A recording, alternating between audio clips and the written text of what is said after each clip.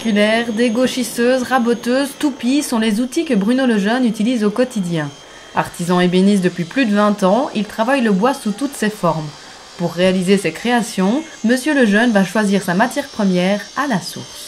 J'ai un fils qui travaille dans le secteur des forêts, donc lorsqu'il achète une coupe de bois de chauffage, qu'il a un arbre qui mérite mieux que de finir en bûche dans un poêle, il m'appelle, je regarde si l'arbre vaut la peine, si oui, ben, on l'abat, on l'amène à la scierie et on le fait scier, puis alors je le stocke suivant les épaisseurs, suivant les essences, je le stocke dans un hangar pendant 4, 5, 6 ans, parfois plus même. Il n'utilise pas n'importe quel arbre pour ses réalisations. Chaque bois a sa spécificité, sa texture, sa couleur et même son odeur. Et quand on travaille à bois, on sent beaucoup les odeurs. Quand on travaille du résineux, c'est une odeur beaucoup plus forte que quand on travaille du chêne par exemple ou du hêtre.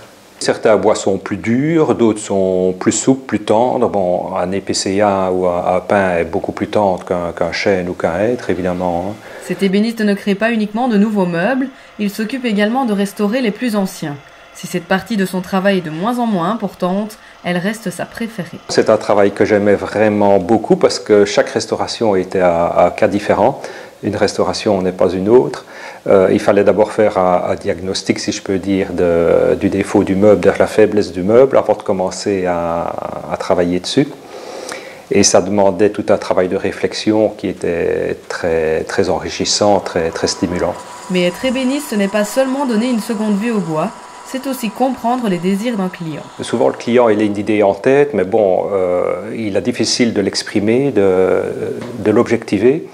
Et alors, quand un client vous demande, voilà, je voudrais un meuble style ceci ou style cela, il faut encore comprendre ce qu'il y a derrière ces mots pour, lorsqu'on lui livre le meuble, qu'il ne soit pas déçu, évidemment. Véritable passion pour lui, il n'hésite pas à encourager les jeunes à se lancer dans ce métier qui leur permettra de travailler une matière noble et renouvelable.